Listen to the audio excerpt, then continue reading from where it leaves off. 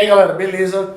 Ficou fácil hoje, vai iniciar a primeira revisão e agora voltado aí para o vestibular de Medicina do Sertão, que a prova vai acontecer em breve. Então nós vamos dar uma geral nos conteúdos, tá? Aqueles principais conteúdos que normalmente estão presentes em provas. Então gente, eu quero que vocês fiquem bastante atentos, nós vamos resolver algumas questões e em cima dessas questões nós vamos fazer uma síntese desses principais aspectos, beleza? Então, olho na tela para que nós possamos começar aí respondendo as questões. Revisão da Faculdade de Medicina do Sertão. Primeira questão, com relação a ciclos biogeoquímicos, analise as seguintes afirmativas. Você deu uma olhada no edital e você viu que um dos assuntos que iniciam aí, compõe o conteúdo de biologia, é ecologia. E a ecologia tem diversos aspectos. Então, vamos dar uma olhada aí em ciclos biogeoquímicos, responder essa questão e, em sequência, nós vamos topicalizar alguns aspectos de relevância. Então, veja bem, primeiro item diz assim: no ciclo carbono, as cadeias de carbono formam as moléculas orgânicas através dos seres autotróficos, por meio da fotossíntese, na qual o gás carbônico é absorvido, fixado e transformado em matéria orgânica pelos produtores. O carbono volta ao ambiente através do gás carbônico por meio da respiração. Então, gente, olha na tela, preste bem atenção para isso. CO2, carbono inorgânico, é fixado pelos organismos autotróficos e, ao ser fixado pelos organismos autotróficos, é convertido em matéria orgânica, ou seja, carboidrato, por exemplo, a glicose. A glicose é utilizada pelos organismos autotróficos, assim como pelos organismos heterotróficos, consumida por meio do processo de respiração celular e da oxidação da glicose, nós temos a liberação de gás carbônico novamente para a atmosfera. Então, o item 1 está correto, item verdadeiro, mostra a relação entre fotossíntese e respiração. No item 2, nós temos aí, no ciclo do oxigênio, aí veio primeiro ciclo carbono, em sequência, ciclo do oxigênio. O gás oxigênio é produzido durante a construção de moléculas orgânicas pela fotossíntese, o que eu acabei de colocar. Veja, fotossíntese é uma síntese. Então, quem sintetiza é a fotossíntese. A respiração é um processo antagônico, é um processo de catabolismo, beleza? Item 2, falso, porque o oxigênio é produzido durante a construção de moléculas orgânicas pela fotossíntese e não pela respiração, ok? Então, houve uma inversão de conceitos aí. No item 3, nós temos assim: no ciclo da água, a energia solar possui um papel importante, pois ela permite que a água em estado líquido sofra evaporação. O vapor de água nas camadas mais altas e frias condensa, formação de nuvens, tá? Que posteriormente precipitam na forma de chuvas e a água dessas chuvas retorna ao solo, formando rios, lagos, oceanos ou ainda se infiltrando no solo, formando lençóis freáticos. Nós temos aí a evidência, os pontos que mostram o ciclo da água. Item correto, beleza? E o item 4 nos diz o seguinte: no ciclo do nitrogênio, uma das etapas é a da fixação, é a difixação do nitrogênio.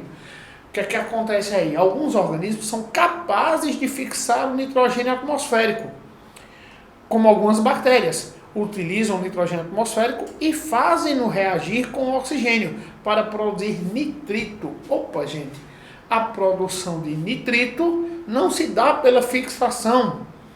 A produção de nitrito e, em sequência, a produção de nitrato ocorre no solo. E isso é chamado de processo de nitrificação.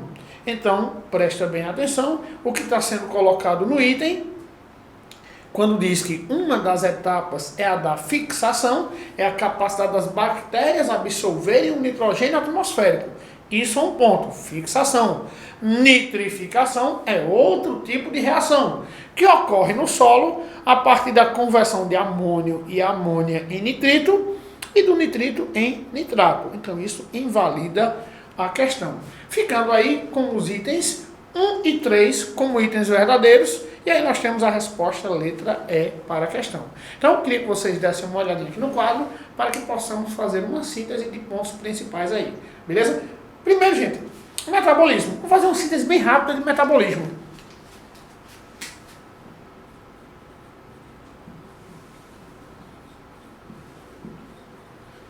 Observa que a questão ela fala sobre metabolismo e sobre ciclos biogeoquímicos, até porque não dá para você dissociar as atividades metabólicas de ciclos, como o ciclo carbono, como o ciclo oxigênio, beleza? Então olha só, para metabolismo nós vamos dividir as reações metabólicas em dois grupos, anabolismo e catabolismo.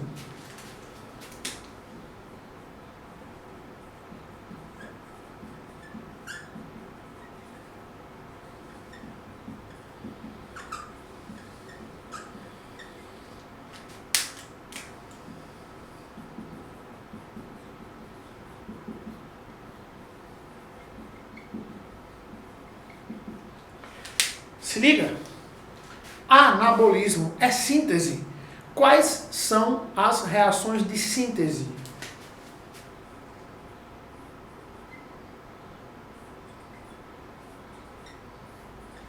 Síntese, fotossíntese, é uma síntese que usa a luz como fonte de energia para a ocorrência da reação.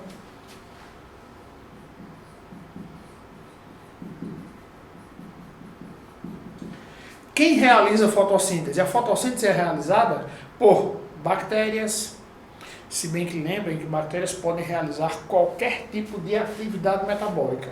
É o único reino na natureza onde os organismos são capazes de realizar todas as formas de atividade metabólica. Porém, fechando a ideia em fotossíntese, quem realiza a fotossíntese? Bactérias autotróficas fotossintetizantes, algas e vegetais. Captam energia luminosa, fazem a conversão de carbono, gás carbônico, na verdade, e água em glicose. Reação de síntese que usa a luz como fonte de energia. E lembra que a luz não é catalisadora da fotossíntese, ela faz com que a reação ocorra como fonte de energia, beleza? Já na quimiossíntese,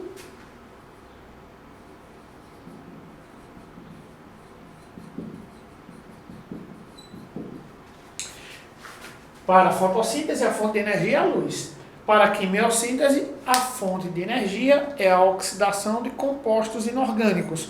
Se vocês lembrarem da questão que fala sobre nitrificação, bactérias nitrificantes no solo, o que é que elas fazem? Elas vão oxidar amônio e amônia em nitrito. Quando elas realizam essa oxidação, elas liberam energia. E essa energia é utilizada na síntese orgânica. Então, temos a quimiossíntese e a fotossíntese.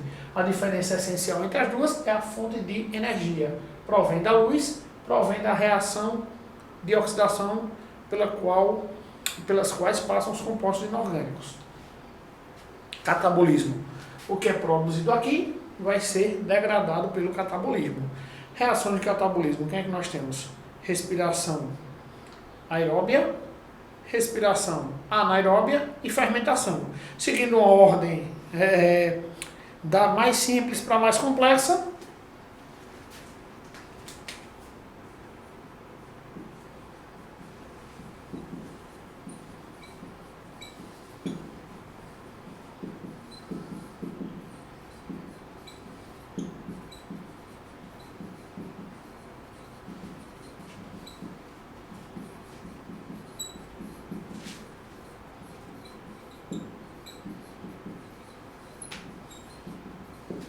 Então, o que é que nós temos aqui?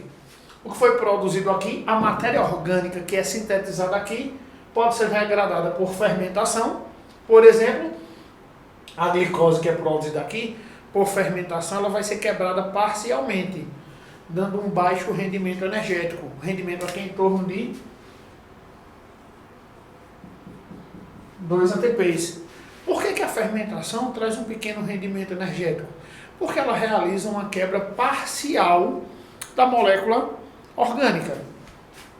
Para a respiração anaeróbia e aeróbia, o rendimento é maior. Vai ficar em torno, por exemplo, na respiração aeróbia, em torno de 30 ATPs. Não há um número preciso para a respiração anaeróbia, mas é um alto saldo energético.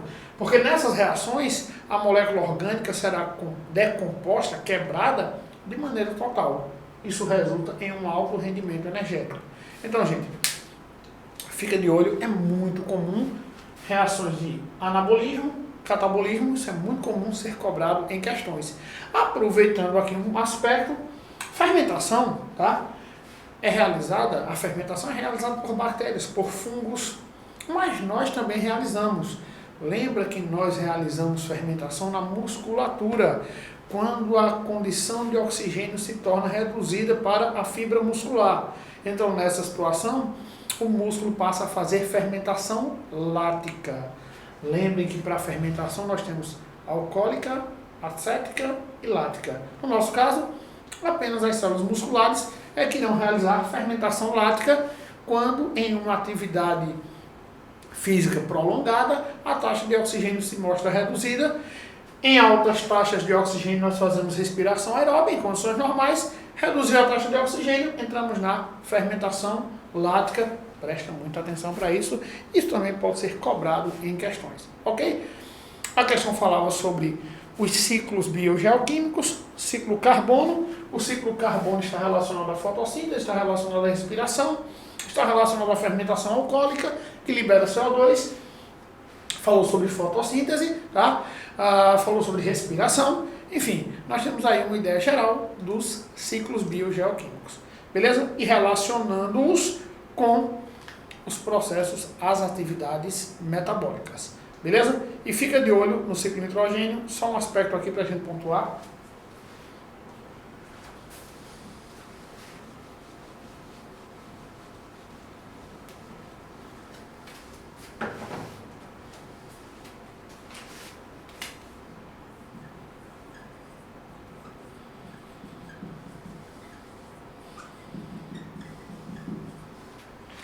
De 78% a 79% do gás atmosférico é gás nitrogênio.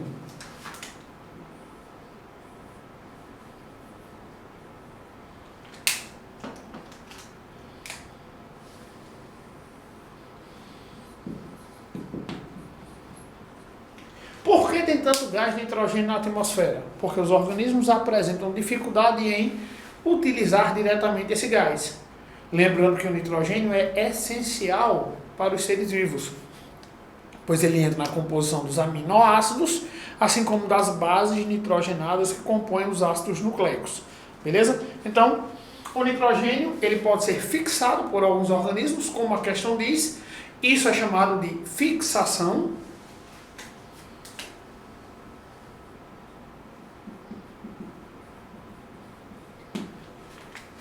Algumas bactérias são capazes de realizar a fixação do nitrogênio, certo?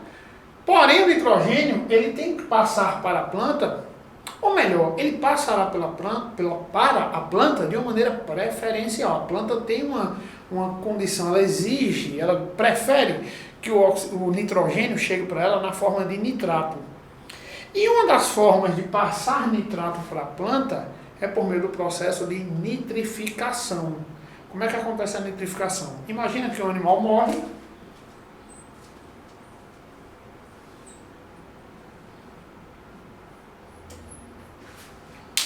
Tanto um animal morto como excretas nitrogenados no solo passaram por decomposição.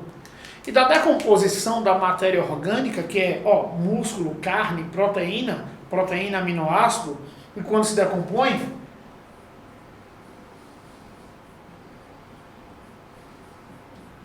tem a formação de amônio e amônia.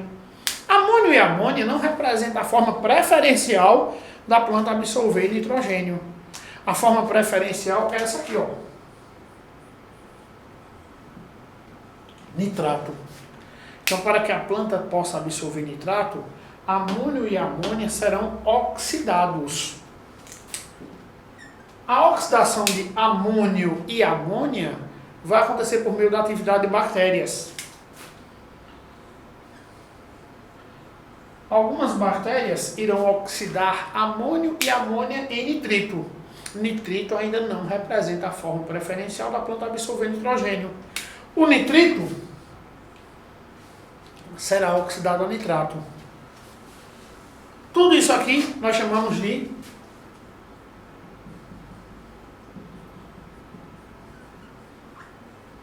nitrificação. Então percebe que na questão houve uma mistura entre o que era nitrificação e o que era fixação. Bactérias podem fixar o nitrogênio atmosférico. Outras bactérias, como por exemplo,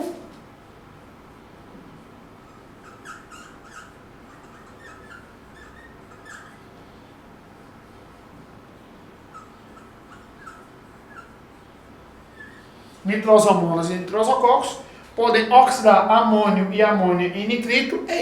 Reação de oxidação. Libera energia. Essa energia é utilizada na síntese orgânica. Peraí. É uma reação de síntese que usa energia resultante da oxidação de compostos inorgânicos para produzir matéria orgânica. Quimiossíntese. Olha aqui, uma quimiossíntese. Olha aqui novamente. O nitrito vai ser oxidado para formar nitrato. Mais uma vez, oxidação de compostos inorgânicos liberando energia. Quimiossíntese de novo. Beleza? Quem é que faz isso?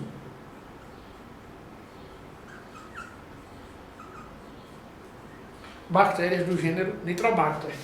Agora, o nitrato é entregue à planta, processo todo ele chamado nitrificação. Nem todo o nitrato vai para a planta, uma parte do nitrato volta para a atmosfera, no processo de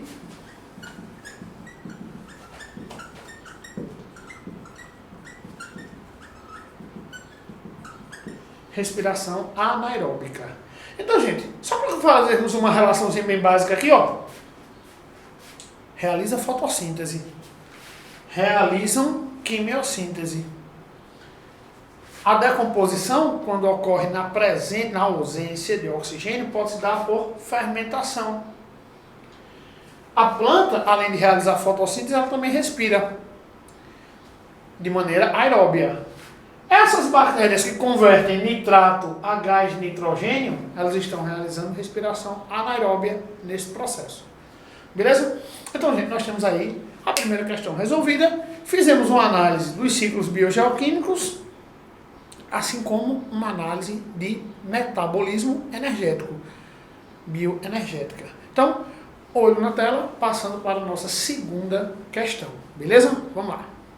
Uma das consequências do efeito estufa, impacto ambiental. Vê bem, só um detalhe antes de avançarmos. Efeito estufa é uma condição natural e essencial para a manutenção da vida. O efeito estufa permite que a média da temperatura global fique em torno de 20 graus Celsius.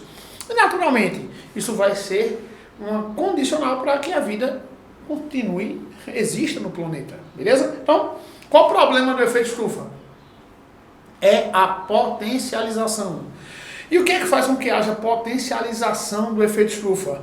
O acúmulo de gases binários na atmosfera, como por exemplo, CO2. Beleza? Então olha só, metano, se liga nisso também.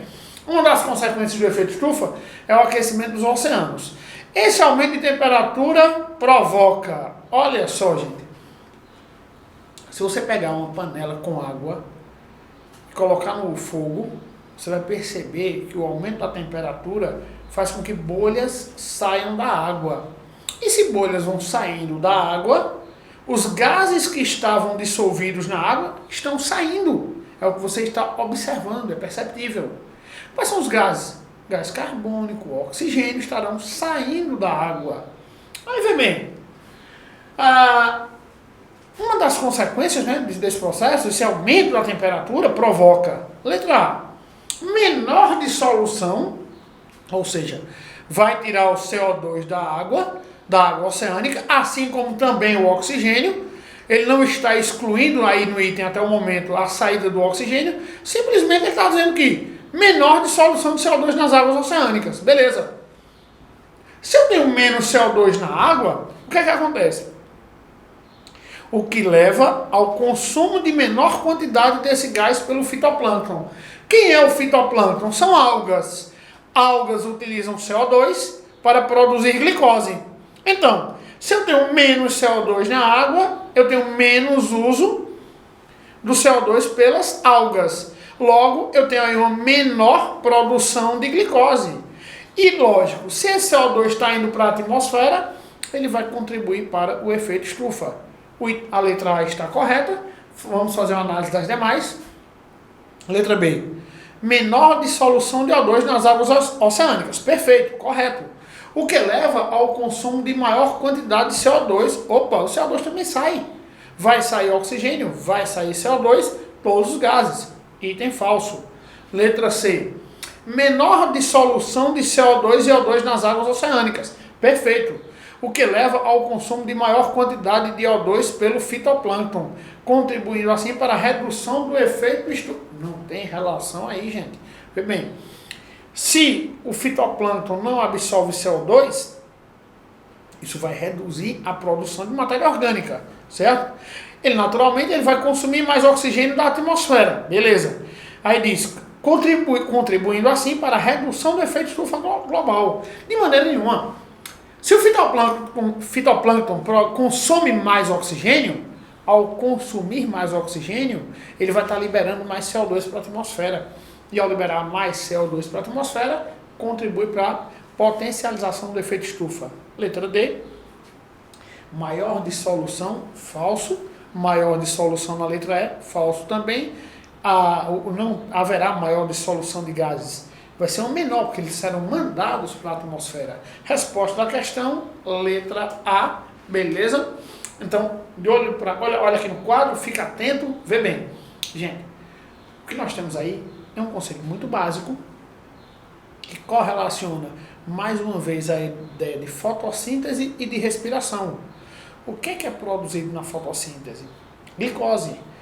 E aí, como resultante da reação, você tem a liberação de oxigênio para a atmosfera.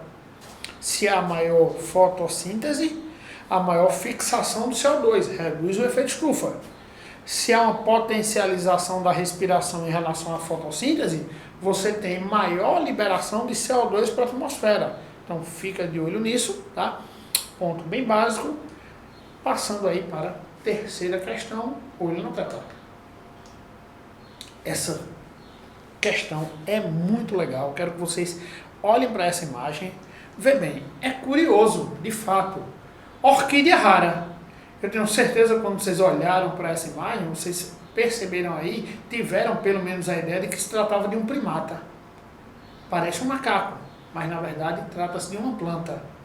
Gente, por quê? O que acontece nessa condição? Por que as plantas, os seres vivos, se modificam de tal maneira? Olha só, vamos continuar com a questão. Quando terminar a questão, eu coloco alguns pontos aí curiosos para vocês. Vê bem. A orquídea Draculacímia, olha aí, nome bem sugestivo, né? Popularmente conhecida como cara de macaco, foi descoberta e nomeada pelo naturalista chileno Hugo Schunkel. Para quem olha de perto ou apenas por fotos, percebe nelas todas as feições de um macaco, o olho, o nariz, boca e até uma juba. Pouco conhecida, a raridade cresce em áreas de difícil acesso a uma altitude de 1.000 a 2.000 metros, nas selvas equatorianas e peruanas. Além de ter um lado animal, tem também um lado de filme terror, já que o seu gênero, Drácula, deve-se à forma de suas pétalas, com esporões pontiagudos, ou melhor, de suas sépalas. Tá? São pontos bem diferentes, pétalas e sépalas nas flores, com esporões pontiagudos e semelhantes aos dentes de vampiro. A ação da seleção natural, cuidado aí com esse ponto, grifem aí, ó, seleção natural, marquem, anotem aí no material de vocês, anotem aí no caderno, também ocorre no estabelecimento de características que tornam os organismos semelhantes a outros, podendo ter a função de tornar o organismo difícil de encontrar, de desencorajar predadores ou atrair presas. Do ponto de vista ecológico, o texto trata de...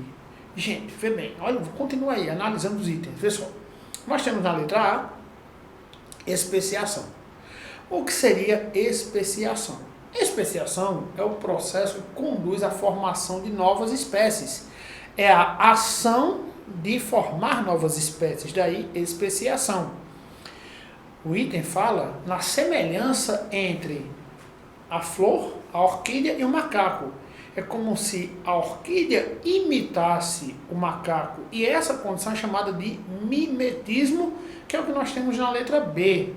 A letra C fala da relação de amensalismo, também chamado de antibiose, que é aquela relação que nós encontramos, por exemplo, no fenômeno da maré vermelha, que acontece com algas pirrofíceas ou dinoflageladas, que liberam substâncias tóxicas que inibem o crescimento de outros organismos. O gregarismo é a tendência de organismos viverem em aglomerações. Já na letra E, o sinfilismo, também chamado de esclavagismo, é o que acontece quando uma espécie escraviza outra. Então, nessa questão, nós temos como resposta a letra B. E aí eu quero que vocês fiquem de olho aqui, prestem muita atenção. Olha só, nós temos aí na questão a ideia de modificação que o organismo apresentou ao longo do tempo. Essas modificações que conduziram à semelhança, se os organismos se assemelham com outros, nós temos mimetismo. Quando o organismo se assemelha ao ambiente, a fatores ambientais, nós temos a camuflagem. Isso nos traz aí, mimetismo e camuflagem, dois pontos que comprovam a ideia de evolução, são adaptações. E dentro desse contexto ainda evolutivo, eu quero colocar alguns aspectos aqui para vocês. Fica de olho, olha só.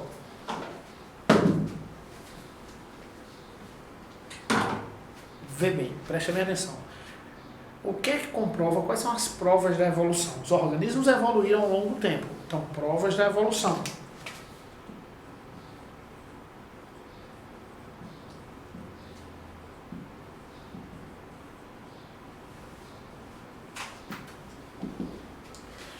Primeira prova do processo evolutivo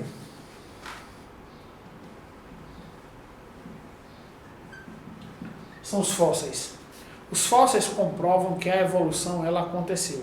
É uma maneira de você comparar organismos que viveram em épocas passadas com organismos atuais. E lembrem que fósseis não são necessariamente restos de animais. Uma pegada seria um fóssil, um rastro deixado por um animal, bactérias incrustadas no solo, que viveram em épocas passadas, deixaram suas marcas. Nós temos aí o exemplo dos estromatólitos. Então temos aí uma grande diversidade de fósseis, beleza? Então fósseis representam uma prova da evolução. A bioquímica comparada, uma análise do material genético, do DNA, por exemplo, ela vai mostrar aí relações evolutivas dos organismos ao longo dos tempos, beleza? Então temos provas anatômicas, bioquímicas,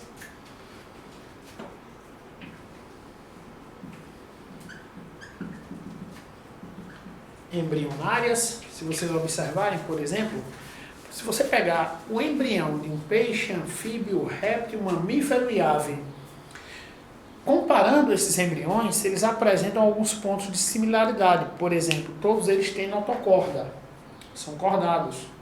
Todos eles apresentam fendas faringianas ou fendas branquiais, característica do grupo, beleza? Todos apresentam tubo nervoso dorsal, cauda pós-anal. Isso é um comparativo embrionário que mostra a relação entre esses organismos. Beleza? Então, olha só. Temos aí fósseis, bioquímica, embrionárias.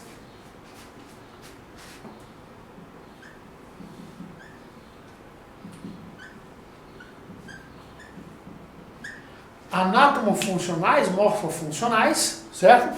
Então, por exemplo, se você observar a evolução do coração nos cordados, nos peixes o coração tinha 2 cavidades, nos anfíbios o coração passa a ter 3 cavidades, nos répteis 2 átrios e 2 ventrículos parcialmente septados, nos mamíferos e nas aves, coração com 4 cavidades, onde não ocorre mistura entre sangue venoso e arterial. Você percebe aí, comparando os grupos com relação ao sistema cardiovascular, uma evolução do coração. Então temos provas aí anatômicas e funcionais, beleza?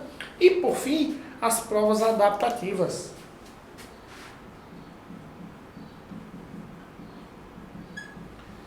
Não esquece que dentro das provas anatomofuncionais nós temos os órgãos vestigiais, aqueles órgãos que foram reduzindo ao longo do tempo. E, naturalmente, eles foram reduzindo não por uma perda de função, mas por mutações, que são eventos aleatórios.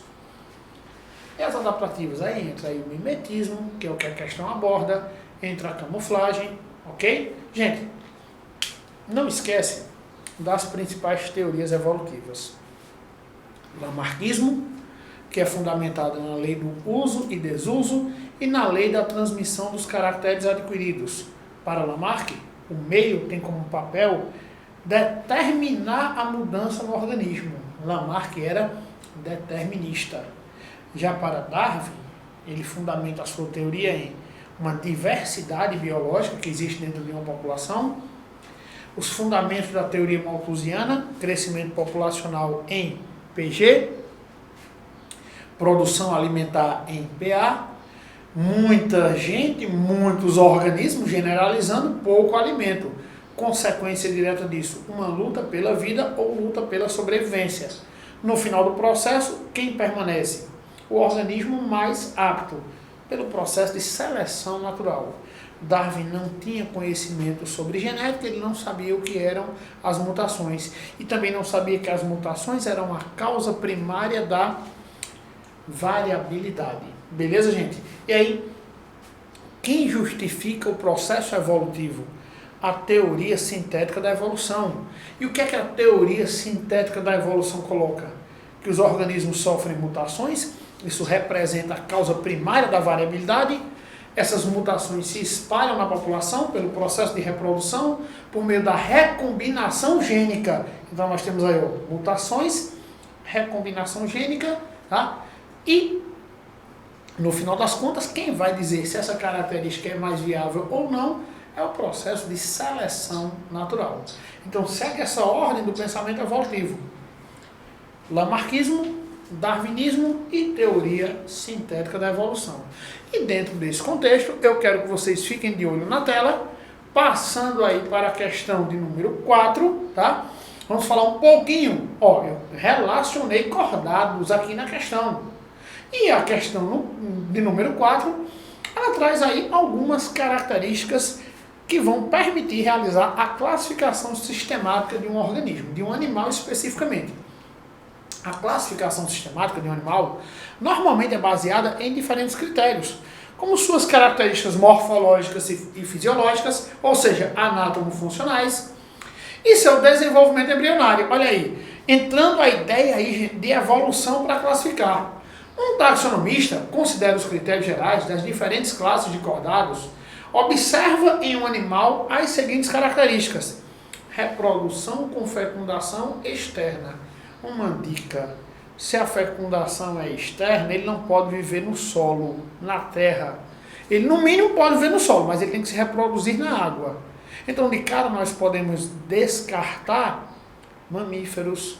De uma maneira generalizada, a gente pode dizer que o mamífero vive na água. Algumas espécies, porém, com fecundação interna. Aves descartadas, répteis descartados. Então, de cara, devido a essa primeira característica, você já iria descartar um réptil, uma ave e um mamífero. Desenvolvimento embrionário em um ovo incapaz de evitar a perda de água em ambiente seco. Esse ovo ele não representa um ovo calcário. Então, gente, nessa condição, nós já vamos afunilando aí a nossa linha de raciocínio. Respiração branquial e cutânea na fase larval. Quem respira de forma branquial são peixes e anfíbios. Porém, cutânea, apenas anfíbios. Porque anfíbios apresentam a pele nua, desprovida de escamas. Peixes, por apresentarem escamas, terão respiração exclusivamente branquial.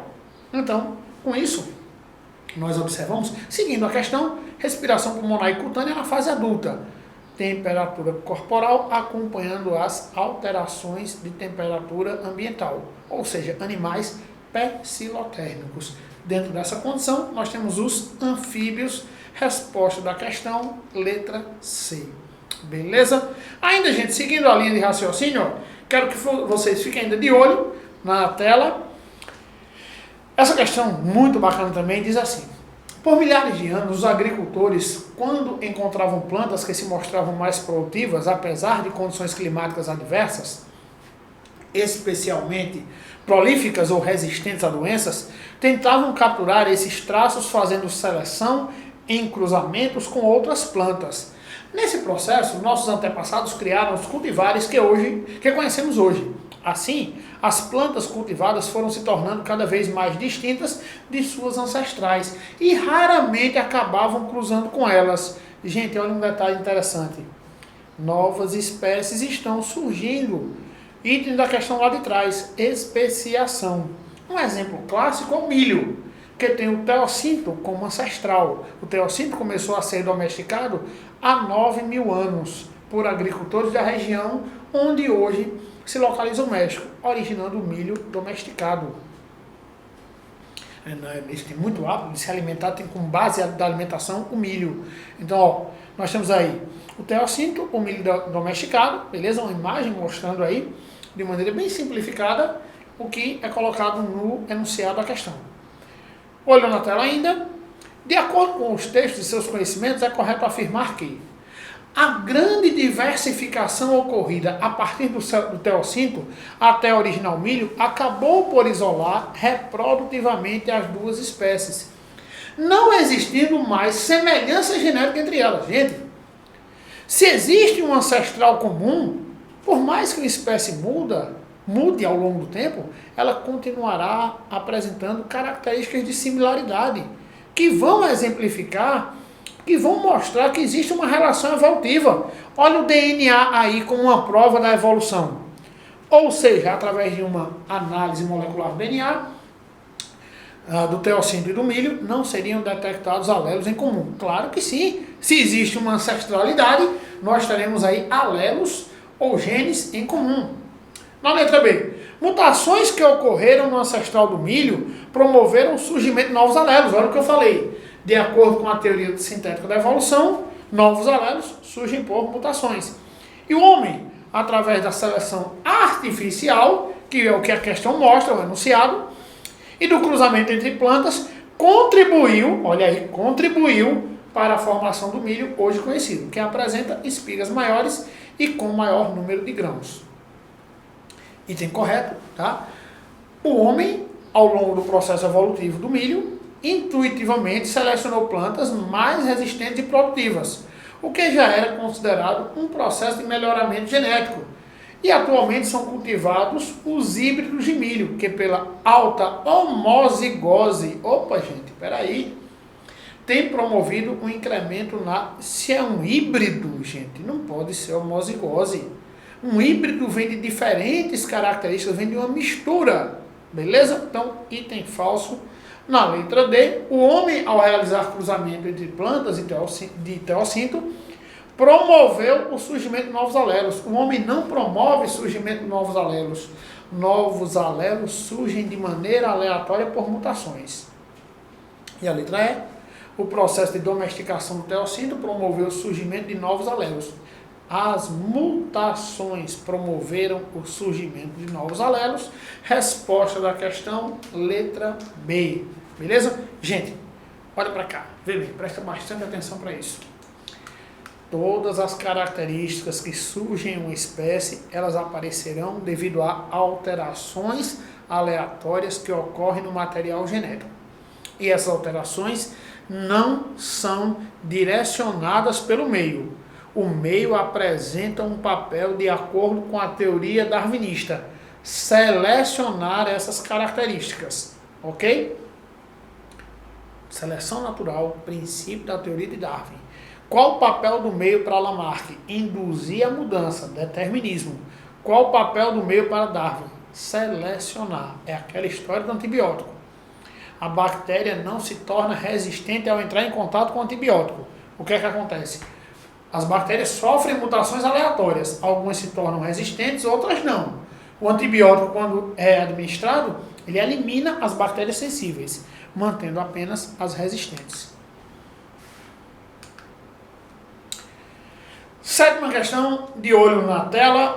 Apesar da grande complexidade, o organismo humano é constituído de 4 tipos básicos de tecidos: epitelial, conjuntivo, muscular e nervoso. Faça a correlação entre o tipo de tecido e suas principais características e assinale a alternativa que apresenta a sequência correta. Tecido epitelial, conjuntivo, muscular e nervoso. Gente, olha para cá, olha para mim, olha aqui no quadro. O tecido epitelial é um tecido que é formado por células justapostas que fazem revestimento, beleza? Células que fazem revestimento. Se as células estão bem juntinhas, nós temos uma consequência direta disso.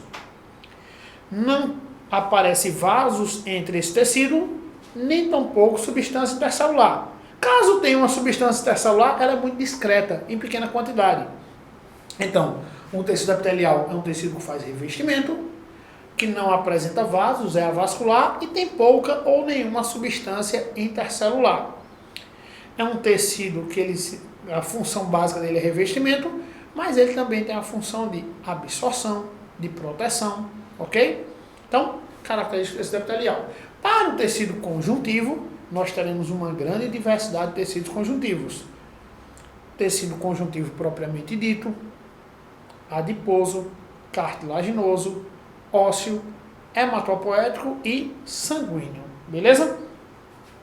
Tecido muscular, nós temos 3 variações: músculo estriado esquelético, músculo não estriado ou liso e músculo estriado cardíaco. Lembrando que tanto o tecido muscular como o tecido nervoso são tecidos altamente diferenciados, que não apresentam capacidade regenerativa. Olho na tela, volta lá para a tela, ó. Vários tipos de células com abundante quantidade de matriz extracelular e com função de apoio e proteção. Não pode ser epitelial. Então, tecido conjuntivo. Número 2 aí. Células com longos prolongamentos, sem matriz extracelular e com capacidade de transmitir, ou função de transmitir, impulso nervoso, tecido nervoso. Então, temos 2, 4. Células justapostas, com pequena quantidade de matriz, 1, tecido epitelial. 2, 4, 1. Sobrou aí, ó, o tecido muscular, tem células alongadas e contráteis, com quantidade moderada de matriz extracelular. Questão aí, ó, resposta letra A. Beleza? Tranquilidade? Eu queria que vocês dessem uma olhada aqui no quadro, mais uma vez, para que eu faça uma síntese bem básica de tecidos. Olha só.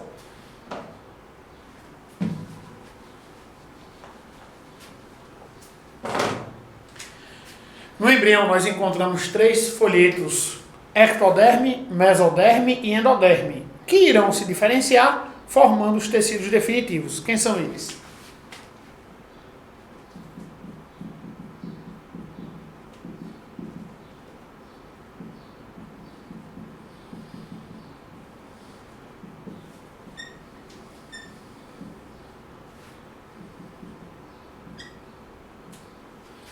O tecido epitelial, como eu disse, é um tecido com células justapostas, pouca ou nenhuma substância intercelular, avascular, que destina-se à proteção, revestimento, absorção, como nós temos no revestimento interno do intestino. O tecido conjuntivo ele tem uma grande diversidade.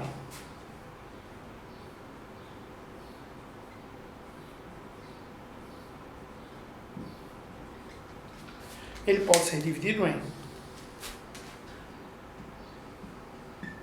tecido conjuntivo propriamente dito,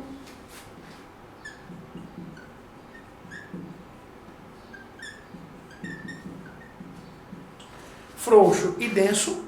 É um tecido bem abundante no nosso corpo, aparece, por exemplo, na derme. O denso ele pode se dividir em 2 modalidades.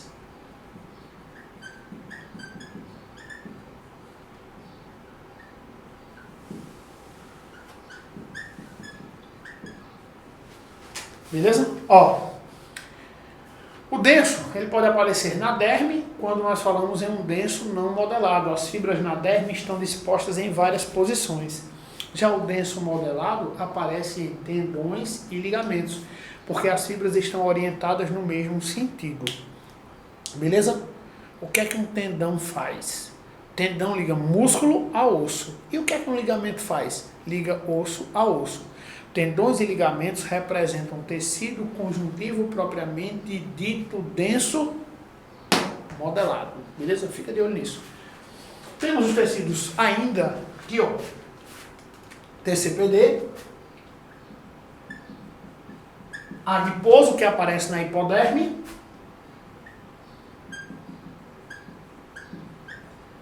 cartilaginoso, que vai modelar estruturas,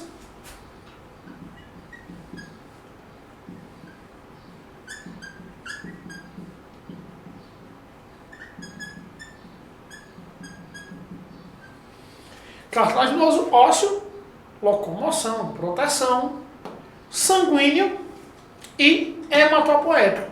O tecido hematopoético é encontrado na medula óssea vermelha.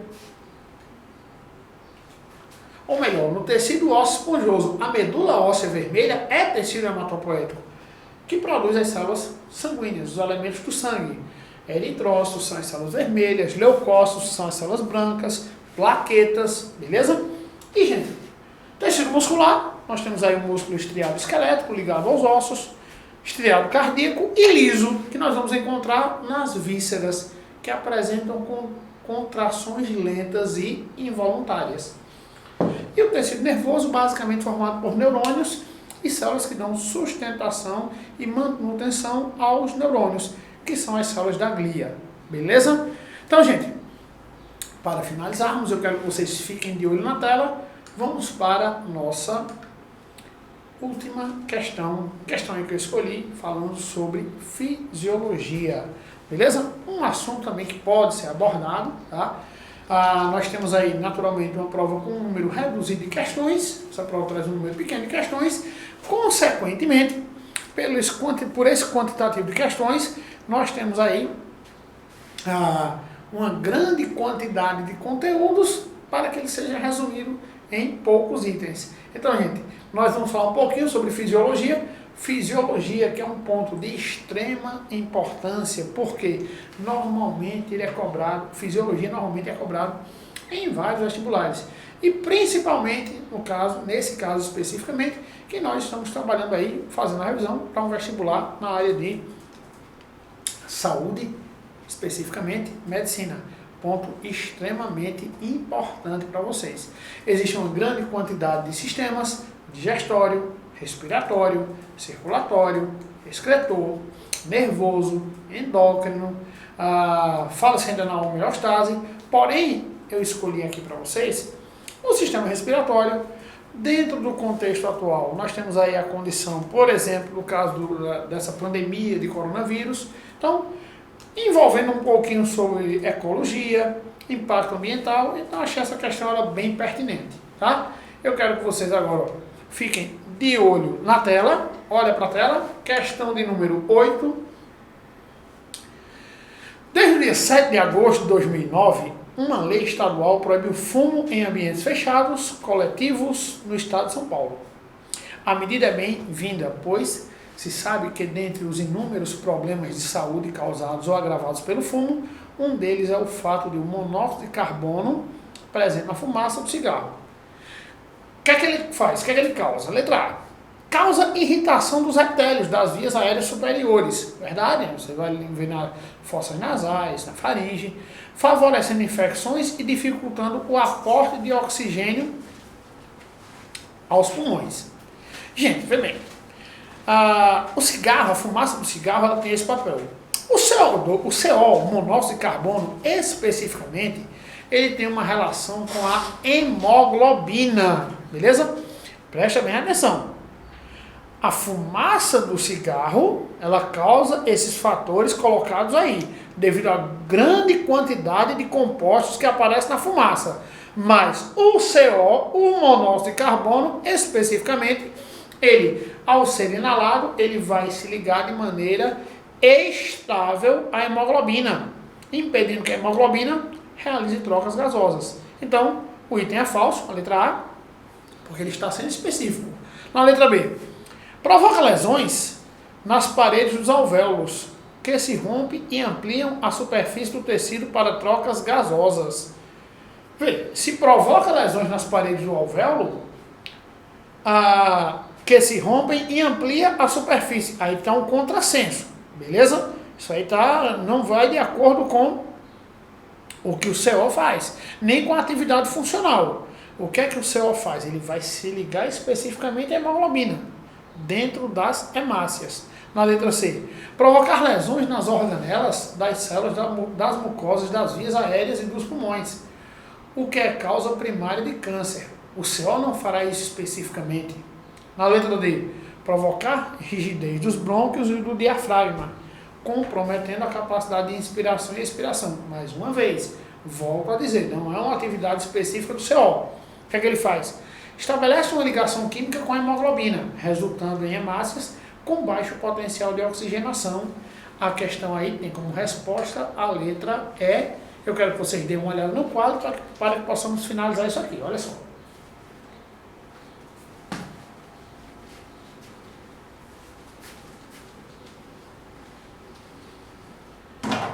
O gás oxigênio, ele é transportado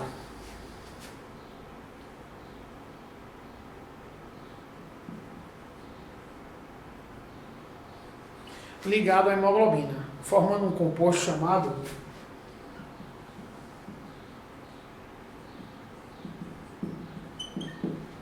oxihemoglobina. A porcentagem desse transporte é, em média, 99% do oxigênio é transportado dessa maneira. Por quê? Devido à alta afinidade do oxigênio e hemoglobina, a hemoglobina apresenta uma alta afinidade ao oxigênio, e o oxigênio é um gás pouco solúvel no plasma. Beleza? Isso é evidenciado quando nós percebemos que apenas 1% vai dissolvido. Beleza? Tranquilidade? Então, por quê? A hemoglobina tem uma alta afinidade com o oxigênio e o oxigênio é pouco solúvel no plasma. Então, isso faz com que nós tenhamos essa disposição aqui. Já o gás carbônico,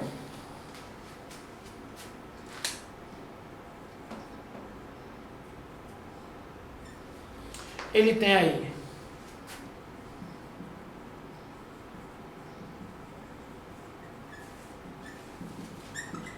ligado à hemoglobina, deixa eu pôr a hemoglobina aqui,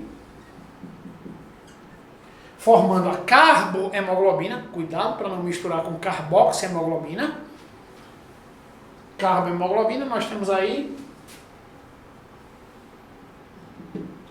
aproximadamente 21%.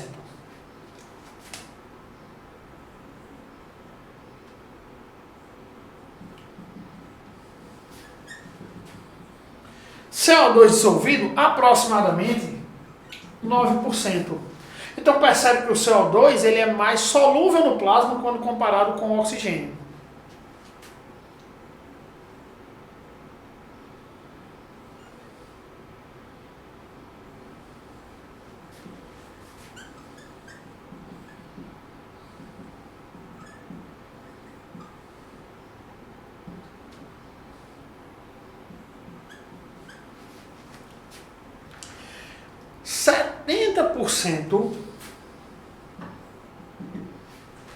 Do gás carbônico, ele vai na forma de íons bicarbonato.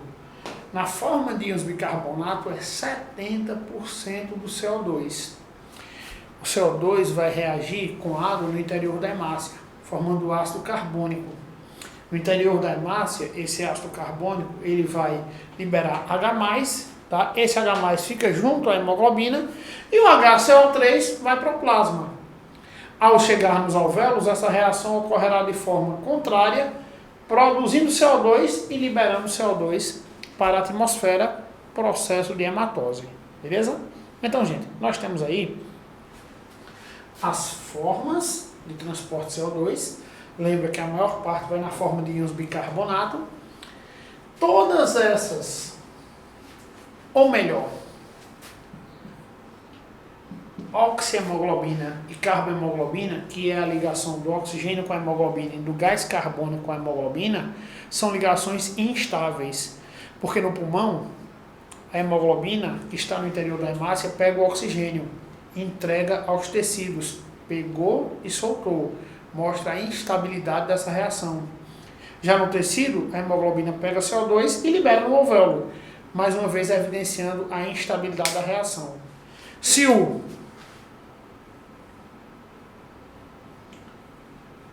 monóxido de carbono, que é o que a questão trabalha, se liga à hemoglobina, nós teremos a formação